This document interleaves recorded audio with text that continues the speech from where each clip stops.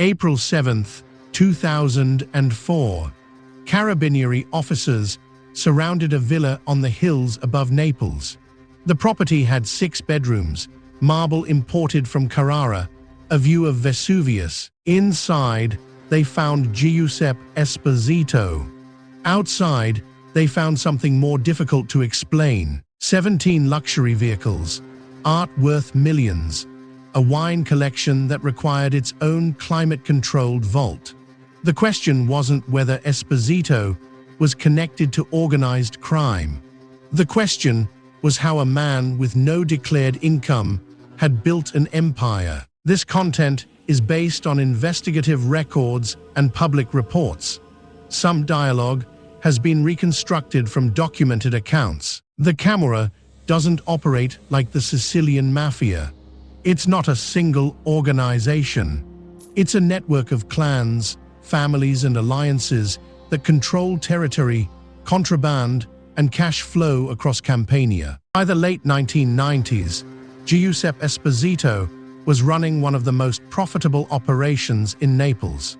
Not through violence alone. Through logistics, Esposito understood something fundamental.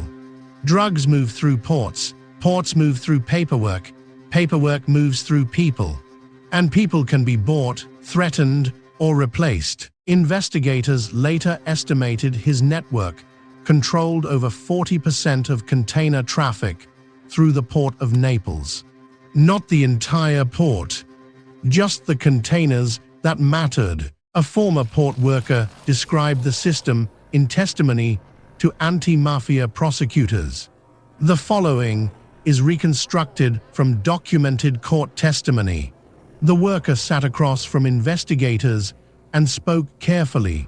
You don't ask what's in the box. You're told which ones to move and you move them. The investigator leaned forward. And if you refuse? You don't refuse, that's the point. The testimony was sealed for 3 years. By the time it was released, the worker had relocated to northern Italy under a new identity. Esposito's operation wasn't built on fear alone. It was built on efficiency. Shipments arrived on time, payments were reliable, the system functioned because it had to. In a 2006 report, Italy's Anti-Mafia Commission described his network as a parallel economy operating within the legal one. The phrase was precise. Parallel, not separate. The two economies touched at every point: shipping manifests, customs declarations, trucking routes, warehouse rentals. Legal businesses became illegal infrastructure, and Esposito became very, very wealthy. The villa wasn't his only property. Investigators identified 12 additional real estate holdings across Italy and Spain. Apartments in Madrid, a farmhouse in Tuscany, a commercial building in Rome that rented office space to law firms, all purchased through shell companies, all registered to names that didn't appear in any criminal database. The paper trail was immaculate. Almost. In 2003, a financial analyst at Italy's Anti-Mafia investigation directorate noticed something. 3 separate shell companies had used the same notary in Naples for property transfers. The notary was legitimate, the transactions were clean, but the timing was unusual. All 3 transfers occurred within a 6-week window.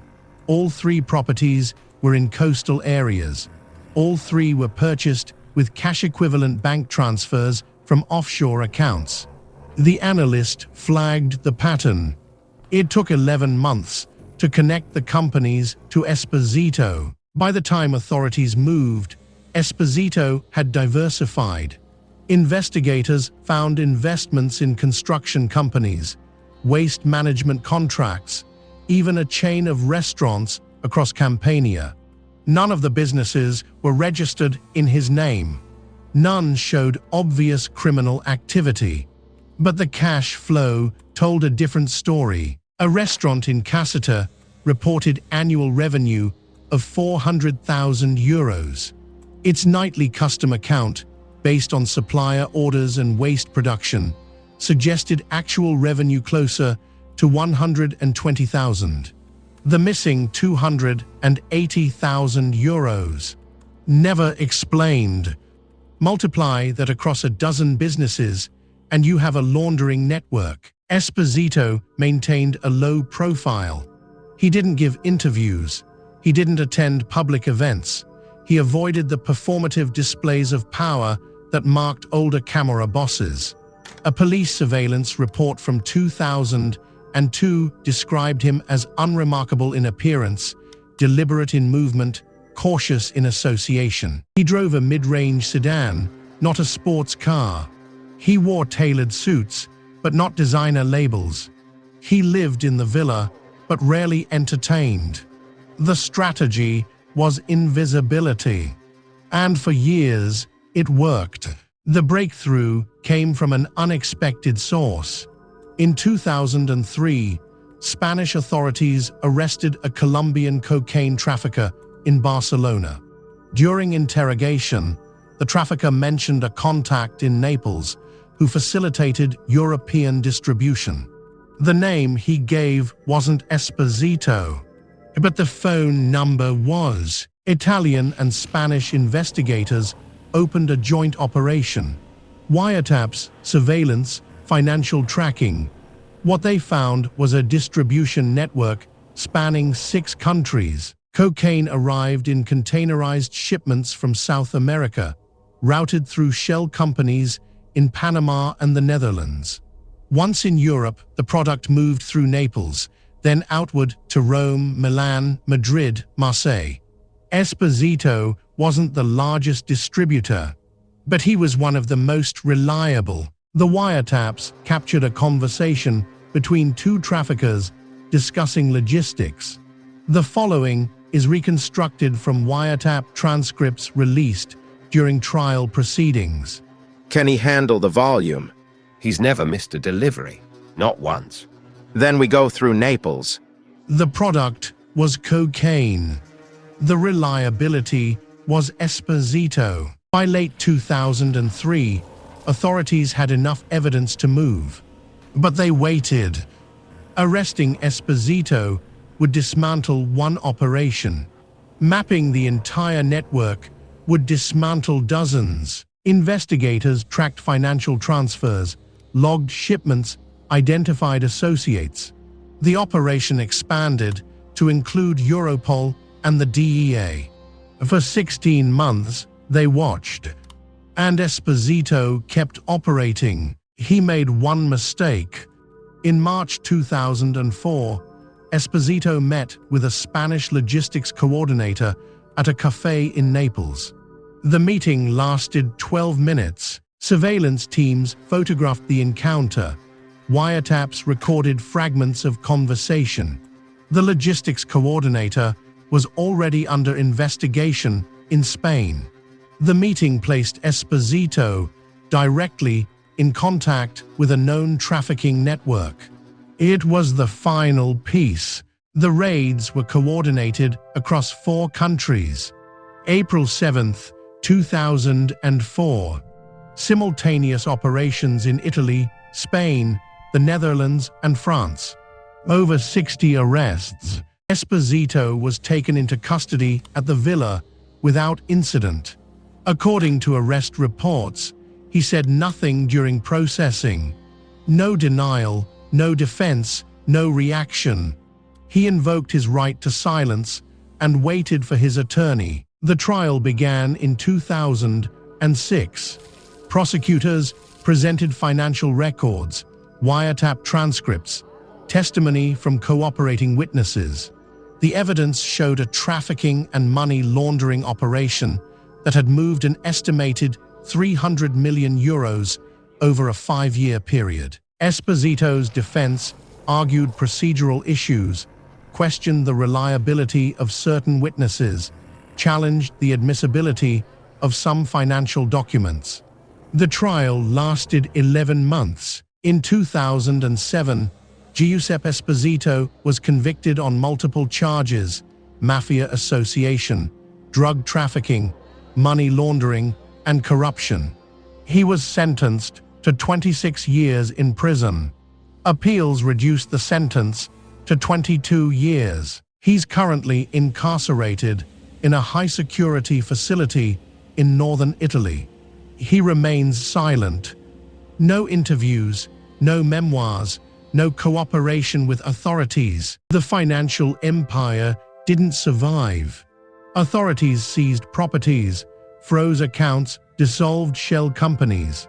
The villa was auctioned, the vehicles were sold, the art was catalogued and placed in state custody. Investigators estimated they recovered approximately 60 million euros in assets, less than a quarter of what Esposito had likely accumulated. The rest, offshore, hidden, gone. But the network adapted. Within 2 years of Esposito's arrest, shipping routes through Naples resumed. Different names, different structures, same system. The Camorra doesn't depend on individuals. It depends on demand, supply, and the infrastructure that connects them. Esposito built a model. Others replicated it. There's a detail in the trial records that stays with you. When authorities searched the villa, they found a personal ledger in a hidden safe. Handwritten entries, dates, amounts, initials. The ledger covered transactions worth millions. But it wasn't admissible in court. The defense argued it lacked proper authentication. The prosecution couldn't definitively prove Esposito's handwriting. The ledger was entered into evidence, but carried no legal weight. It sits now in an archive somewhere outside Rome, a record of an empire that officially never existed. Giuseppe Esposito's name isn't widely known outside Italy. He never achieved the notoriety of other Camorra bosses. No documentaries, no books, no media fascination. He was efficient, professional, invisible. And invisibility, in his world, was the highest form of power. The villa still stands. It was purchased at auction by a pharmaceutical company and converted into a corporate retreat center. The marble remains. The view of Vesuvius remains. The gold-plated door handles were replaced. The system that made Esposito wealthy is still operating. Not under his control, but under the same logic. Ports, paperwork, people. The Camorra changes faces. The structure endures.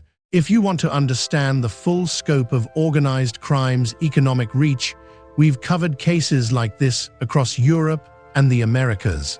The archive is always growing. The patterns are always repeating. The man is gone. The machine keeps running.